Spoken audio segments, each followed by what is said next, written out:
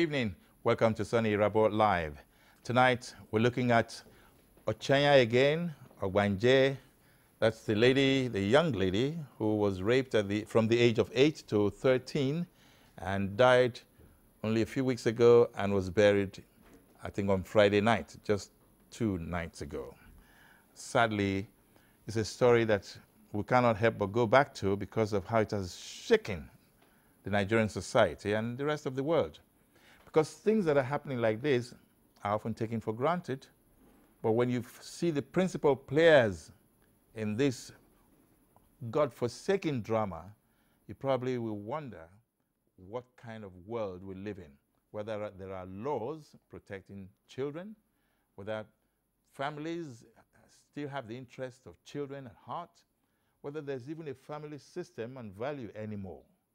There's so many of those questions that come about. I said last week that we're going to bring someone who's devoted part of his young life into parenting and looking at how parenting is handled in Nigeria and what has become of value-added parenting the way we used to know it. His name is Praise Fowowe. And Praise, he was on Soni Irabor Live some decades ago. That's interesting. It's been so many years now you were on my show. Yeah. Yes.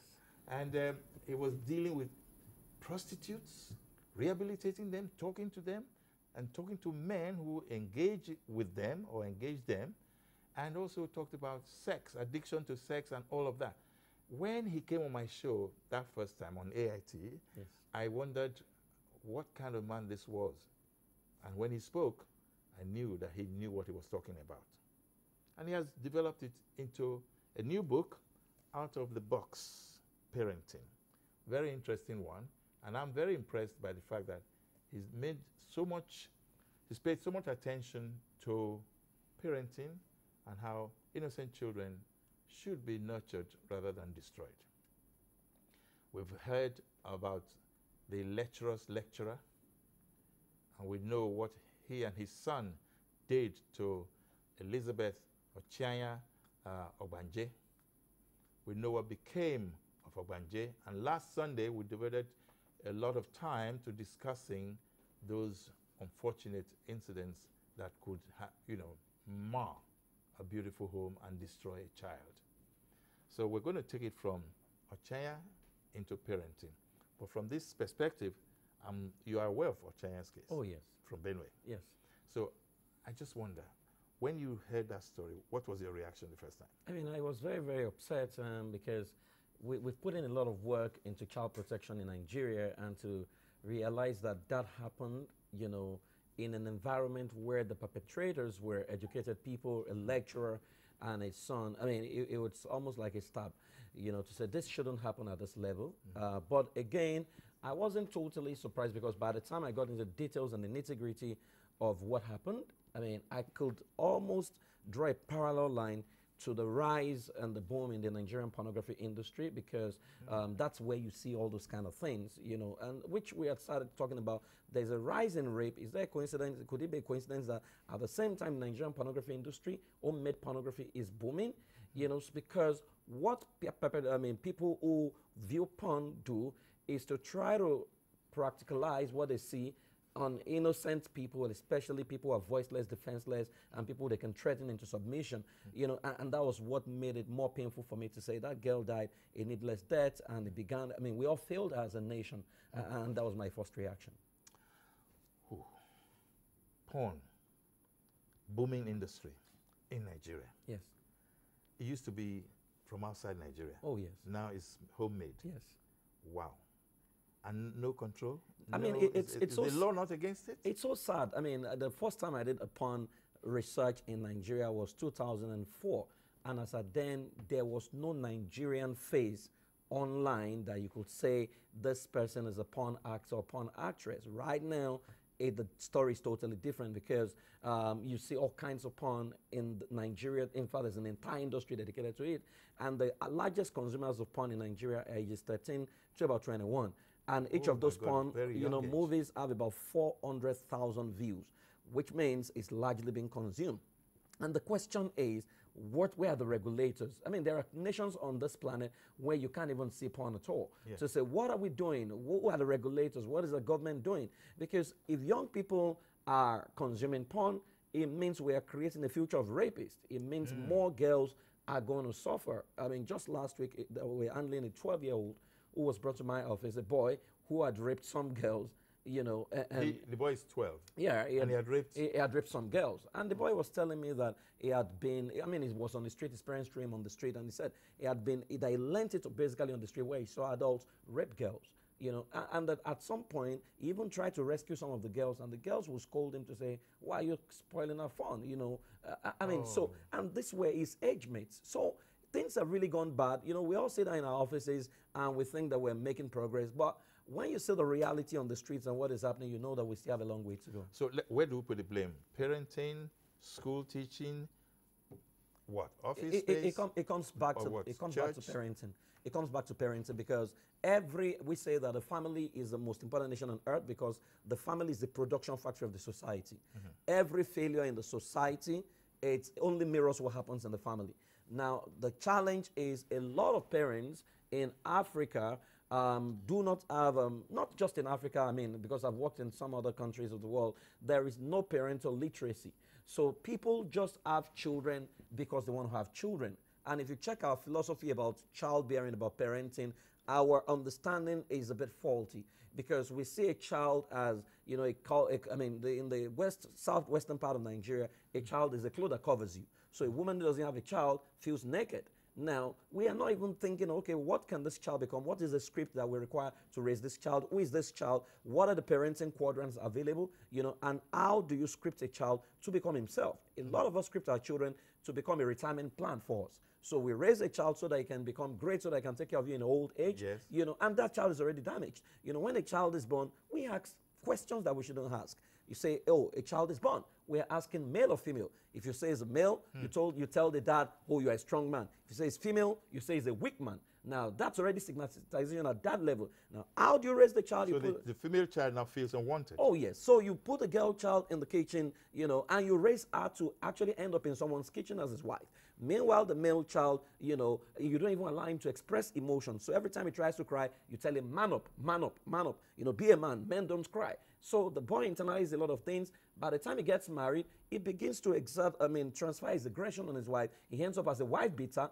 We jail him or we take him to court and we say he's a wife beater. Nobody's looking at root cause analysis. My challenge in Africa is when things happen, we talk about it, we protest, we march, we move on till the next case happens. Nobody's, you know, saying, what's the root cause analysis? Why is this happening? What are the templates available? How do we educate people to parent children effectively? Now, you've thrown about 5 different challenges. And it's now, I'm going to challenge you. Thank you for exposing those lines. Parents, single motherhood is on the increase. Yes. So therefore, marriage is also Yes. a big, big challenge. Yes. Then parents who are even able to stay together find themselves finding it difficult to look after the child. Yes. And then some of them move the children to others to take care of. Yes. The case of Ochanya. Yeah. If we also look at the fact that in a community, there are some parents who are both working, don't look after their children, and so they leave them in the hands of maids, and then in the hands of drivers. Some of these children are exposed to some things that can be avoided. Yes. What's government doing? There are ministries of youth and sports, ministries of women and social welfare and women, you know. I think, kudos must be given to Lagos State government because, I mean, having worked in that space for a number of years, I think the only state in Nigeria where you have almost immediate response, well, maybe better, fairly better than is Lagos State. Where you know who to call to say a child has been molested, you know the agencies to reach out to, you know, it's only Lagos State. When we have cases from other parts of Nigeria, you know, to say, oh, a child has been molested, the first question we are confronted with, who do we call? There's a child protection network, you know, you call some of the numbers in other states of the Federation, it's not working. So the question now comes, how do we rate children as a government in Nigeria? You know, what's the perception about children? You know, do we just see them as people who don't matter?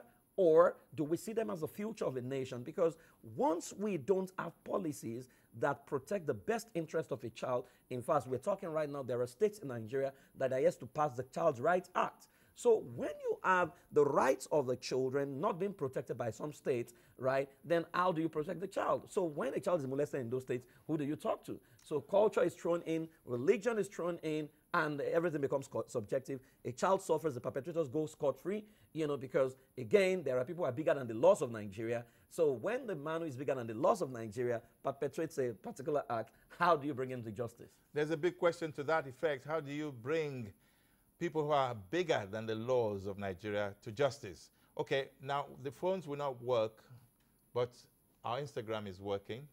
I know that. Soni Irabor Live, just go on it. And there are questions you want to ask. Start sending your comments right now, because we can also see them on the screen, and you'll be seeing your comments as well. We'll be right back after the break.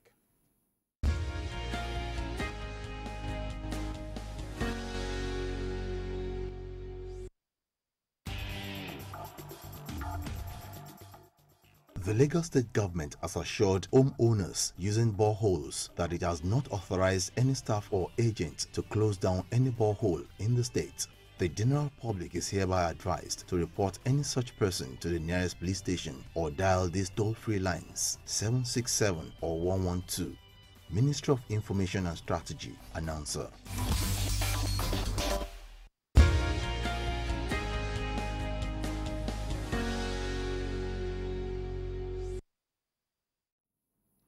So we expect your comments. Soni Irabor Live, either on Facebook or on Instagram, and even on Irabor Soni, also on Instagram. Just send our praise for Fowowe. Send your messages. We'll get to you, okay? But then, is anybody above the law? Should anybody be above the law? It shouldn't be in any nation of the world. I mean, people shouldn't be above the law. But, I mean, the sad case in third world nations and African nations is that people are above the law. So there are people you can't even bring to justice. And it's sad, sad enough, where if you ask the police to arrest someone and it's someone that they respect, it becomes subjective, and people can buy their way. It shouldn't be, because in systems intelligence, no one should be above the system, right? But I'll never forget that we live in the third world nations where, we're still growing. So naturally, there are people above, the system. And, where cases happen, you get a lot of calls. I mean, we've seen cases that you were going to prosecute and they pulled the case out of the court because, a religious leader got involved and they say, okay, forgive. And we're saying, no, this case, if you let this guy loose, he's going to molest more children. So, okay, he's now born again. So and all things are therefore, oh gosh, forgive. Okay, it's good to forgive, but forget? No, it's not easy to forget. So therefore, what do? How do we ensure that the child is not exposed to that danger, one, continuously? Secondly, other children who are seeing will not fall victims again. It comes back to empowerment, Uncle Soni. We need to empower the child. Empowerment to talk. Empower the child. Yes. Empower the child means the strength of the predator or the molester is the ignorance of a child. The molester knows that you will not teach your child any sexuality education at certain ages in his life. In fact, if you check Nigerian system, the only person who receives any form of sexual education is a girl child. And that's when she starts menstruating. And the only thing she hears is, now you started menstruating, if a guy touches you, you're going to get pregnant. That's all. That's not sexuality education. So if you empower a child, right, the child will know that, hey, when someone touches me inappropriately, I know who to report to. I can yell, I can shout, I can report. Now, the other question is believability, because we've had situations where a child reports and is not believed. Like Ochenya's case. Yeah. She was not believed, she was accused. Yes, she will not be believed. Again, it comes back to the mother of the house in this case to say a lot of women who keep quiet, they are also keeping quiet because they live within a culture. They live within a system. They know what the culture says. Now, they are thinking, and a lot of them are not financially empowered. So they're thinking, if I create a scene and protect this child, what happens to me? So people begin to think of themselves. You mean as a parent, I should be proud to see my child suffer because something will happen to me? I mean, that's the sad part. And also never forget that the perpetrator usually will threaten the child. would say to the child things like, if you tell anyone you're going to die, the child doesn't want to die. So the child, a lot of children are actually internalizing a lot of things that they can't say publicly.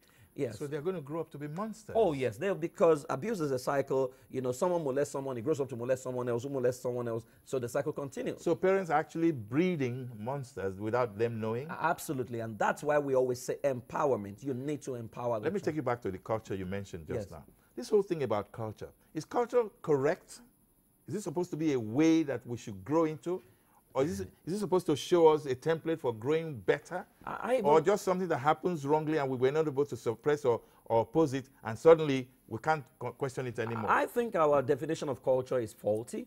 Culture has been defined as the way of life of a people. I don't agree. I think culture is the way of life of a people at every point in time, which means culture must be progressive. We must question what is not working in our culture. And then you change it and go for the better. There are lots of things not working in our culture. By the way I run my family, for example, when people see me, they're like, no, this is Nigerian. I said, no. It's because I've questioned culture and I see the loopholes. Now, where something is not working, we need to trash it and embrace what is working. But what we try to do is we never ask the creators of culture what was their level of exposure when they created this culture. What was the agenda when they created this culture? The agenda could have been to suppress a human being, right? So wherein we still deal with the fact that people don't respect the dignity of person, where we still, functioning, sometimes in our practice, we run what we call beliefs assessment. And some of the questions we're asking is, a man is superior to a woman. You will be shocked that 98% of the men who run the assessment will say yes. Some of the women will even say yes. So a husband is superior to his wife, they say yes. Now, so you begin to see that we don't even respect human beings as human beings. So wherein we want to hold on to a culture that suppresses another person on the strength of gender bias, then you begin to say, where are we going to start from? There's something that doesn't quite add up. Some of these same children leave their quote-unquote rather very lowly society and jump into a very high rate society. Yeah. They become very well-to-do. They become very intellectually inclined. They learn a lot of good things. Then they now come back. Yeah. In an attempt to now correct the so-called wrongs, they meet a brick wall. Yeah. So what do you see? What do you see? That's another culture shock? Yeah, it is. That's why we say that we need to become, and it starts from the home, we need to become ancestors of a new generation. We need to go against the norm, against the tide.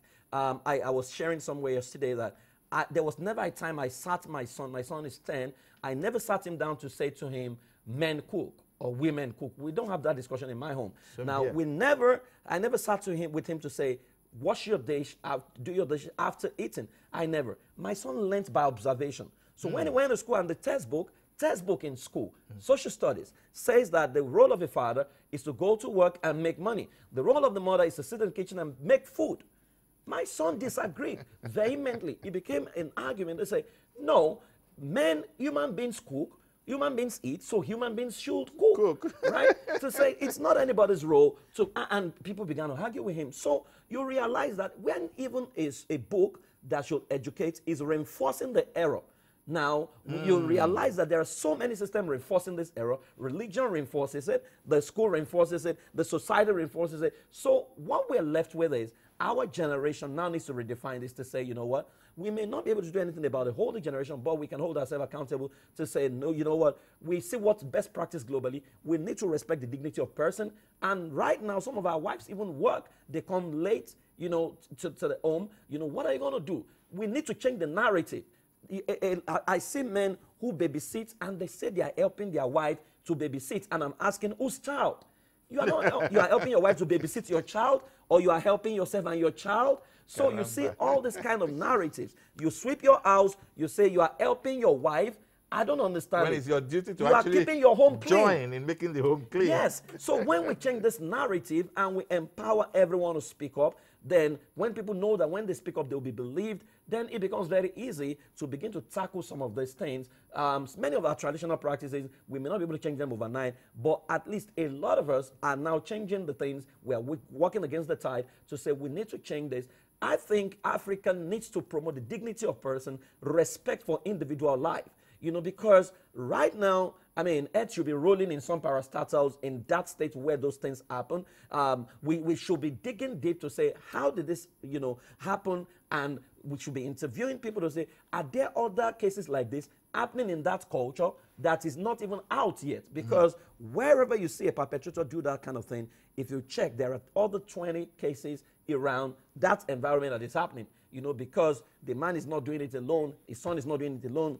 His son has friends who are probably doing it to their other girls in their home. And they discuss it, the way the father is a lecturer, the man is a lecturer. Yeah. He has fellow lecturers who probably they discuss some of those things together. So it's a warped world out there, but we need to stand for justice and stand for what is right. We cannot succeed in doing that if we don't have a proper template in place that says the National Assembly, you have a duty, we put you there to represent us, address all options, all problems, and all situations. The executive, follow what the lawmakers put in place. And if you agree, execute them to the letter. The judiciary, play your role. Ensure you are the balancing act. The checks and balances come to you. So make sense of it. And for goodness sake, nobody should dictate to you how you should do that. So that tripod, how can we make it work? Well, I think... We have now left parenting now to parenting at government level. I do not believe, I mean, one of the things I struggle with in Nigeria is the fact that we do not have ministries of family life or family affairs. What we have is, in some states, you have Ministry of Women Affairs, handling children issues. Sadly, you have some Ministry of Youth and Sport, handling children issues. So if you have Ministry of Women Affairs, for example, and a man commits a crime, he's going to struggle to go to Women Affairs because there's no Ministry of Men Affairs, right? But if you say it's a Ministry of Family Affairs, right? And everybody is represented. Everybody's represented there. And for example, Lagos State in the judiciary, in the magistrate courts in Lagos State, they have family courts where you can take cases to. In other states, it's not like that. Right, so we need to review our laws to say, those ones they call it customary. Yes, to say, can we now begin to protect the best interest of the child? To say what works, how do we? And truth is, when people see scapegoats who have gone to jail, highly publicized cases, everyone shapes up.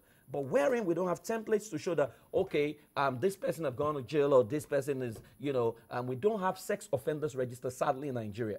You know, if you know that your name can get into sex offender register, you regulate yourself naturally. You know, you self-regulate. You know, so the question now comes, who are the lawmakers? What kind of laws can they make, right? What are the agencies doing? What is the civil society doing? You know, is it that we're just interested in making noise, and after the noise we march? You know, we take selfie while we march and we do nothing afterwards.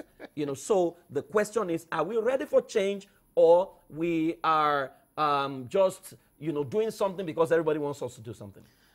All right. Before we go on this next break, here's a promise. And I've made so many promises. Yes, we haven't gotten around to bringing them here. We will bring a man of government in the relevant ministry and relevant portfolio and agencies to play their roles, to answer some of these questions. We'll also try to bring some parents to come and defend their so-called beliefs. And this whole thing about culture, we would like to dig deeper to understand what culture really means. But we'll be right back after the break.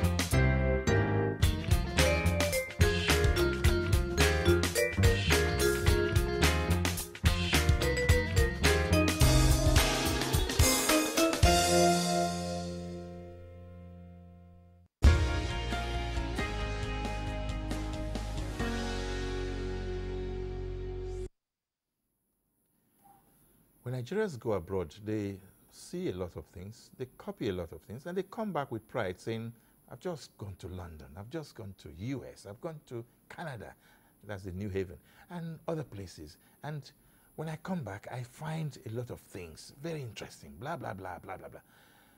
Can't we do same so that others can come to this country and begin to also boast that they came to Nigeria and they found things? I'm worried because we condemn ourselves. but for good reasons. Is there a way we can, therefore, try to learn from the mistakes we make?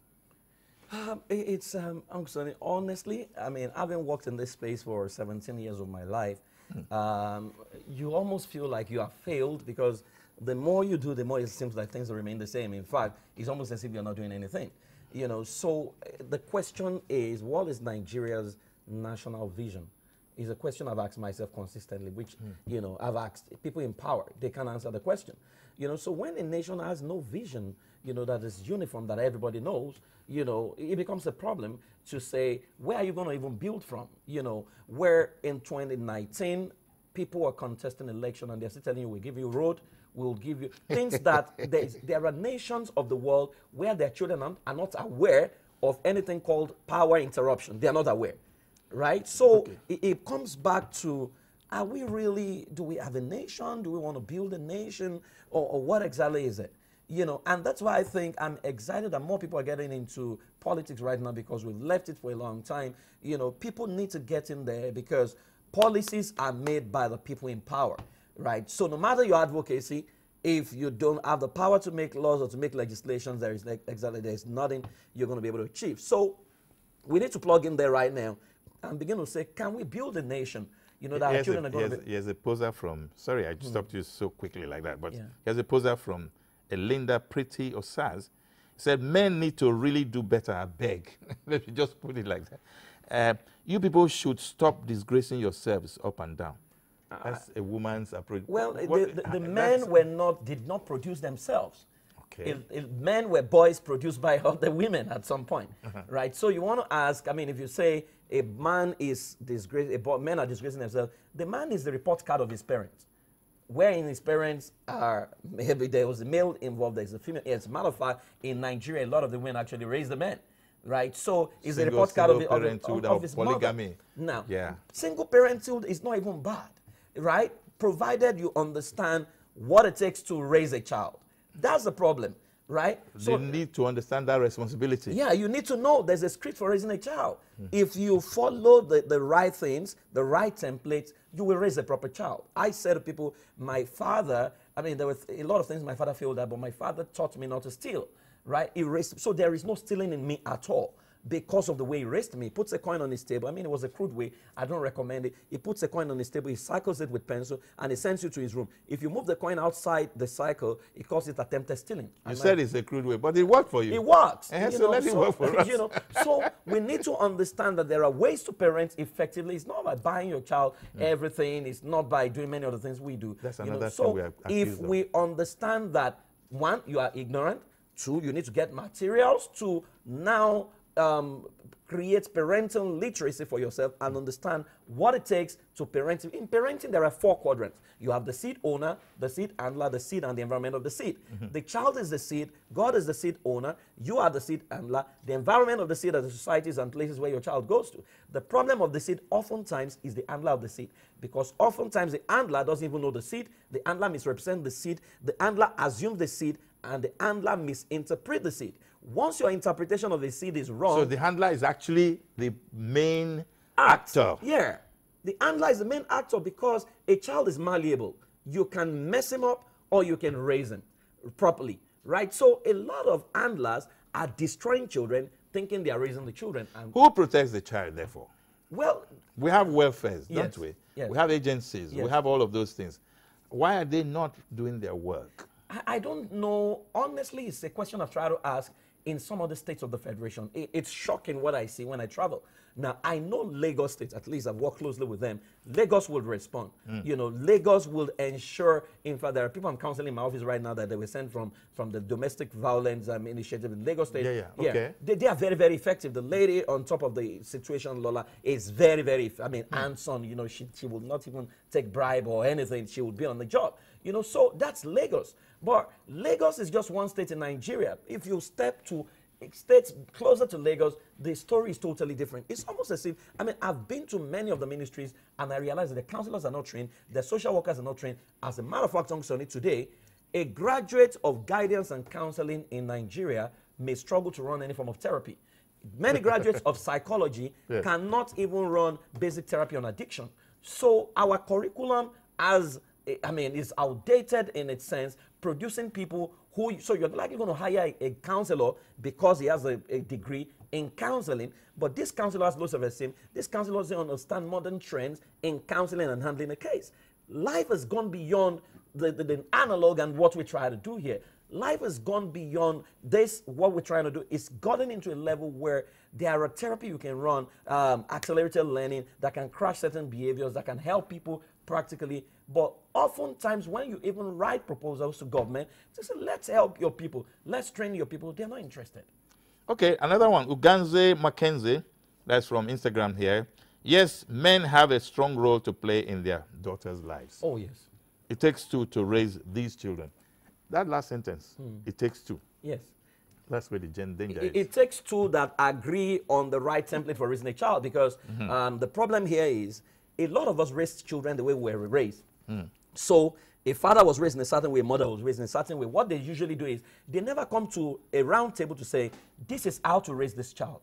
So what they do is each person tries to raise a child the way they were raised, and they end up confusing the child. So a child goes to dad, I want chocolate, dad says no, goes to mom says yes. So the child begins to associate pain to his father, associate love to his mother, because he gets away with everything he wants to get away with his mother. So you confuse a child. That's why we always say to parents, you need to create a parenting template that you are not emotional about, that can provide the rest, protect the rest, the best interest of your child, and raise your child to be himself. We do not raise a child to become like us. We raise a child to become himself and to serve the purpose for which he was created to serve. That's what we need to do, right? And parenting is an 18-year curriculum, right? What happens from age 19 is your report card. Okay, that's because from birth to 18. That's where they say adult starts from 18. All right, there's somebody sending something else now. Finally, we're getting it all right. How do we change this mindset of men being superior? This our culture needs to change, I beg. That's another one. Yeah, it's this from Chang Simon of 55. Something. It starts again from socialization, how we're raised. You know, so my son doesn't have that problem. He's not going to have that problem. He's going to get a marriage. Well, against dealing with other Yeah, so now we have a lot of advocacy we're doing. We have a lot of trainings and intervention we're doing in different communities where, so I can show you an infograph where a bar chart actually I presented, you know, to Lagos State, wherein when these men come in and they have this mentality. So if you have 9 out of 10 who say they are superior to their wives, after interfacing with them in 4 weeks, it drops to 2. Right? So we're making a lot of progress because what we say is, if you want to understand humanity, check children. At the level of children, they don't talk about superiority, just want to play. Right? So where does this superiority and inferiority comes in? You know, I'm superior to you. I mean, it doesn't help anyone. In marriage, it has to be teamwork, thereabout. And we don't talk about I'm superior, you are superior, you know, where we have a goal to achieve. You know, so we need to get back and begin to socialize people properly. We need to talk to religious leaders. How do women? Yes, sir. Finish that. Finish that. It's very important. We need to talk to religious leaders because a lot of the old books is being interpreted wrongly to perpetrate and perpetuate some of these cultural beliefs, right? Because many religions rest on the culture they made on ground, and they take the form of that culture, right? So we need to educate. And in fact, one of the things we've done in the last 1 year is to start training people. Right? People counsel people in marriage because that's where it starts from. You go for a wedding ceremony and someone is preaching or teaching and is telling the girl, the woman, to say, I hope you know how to cook, because the way to a man's artistry is belly. Right? So literally. So pedestrian. So you are telling him in the name of God that our job is to cook for the rest of the life. So the day. To be made. Yeah, to become a maid. And these are the issues. We're not saying they shouldn't cook, but what happens when she falls sick? What happens when she gets pregnant? You know, so what we do is we use nature to teach some of these things, and some of them now realize that, hey, we didn't know that this thing is not like this, you know, and a lot of men are actually changing, even though it doesn't look like it's significant, but there's a new generation of men rising who don't have these beliefs. Are we ready to change the children who are willing to change? That's one. 2, the women or wives or mothers who know that the best they can do is actually face it, take the bull by the horn instead of cowering and hiding under the wing of tradition, culture, and respect for husband. I'm not saying disrespect your husband, though. I'm not saying that. Then that's 2. 3rd one, the man who believes he's superior, but he has nothing better to offer. 3, then the society. For goodness sake, religion is one aspect. School is another. Yeah. Peer pressure amongst the children, playground, the community, and then the family. Yeah. Where can we make sense of these places where we expect there to be some kind of direction?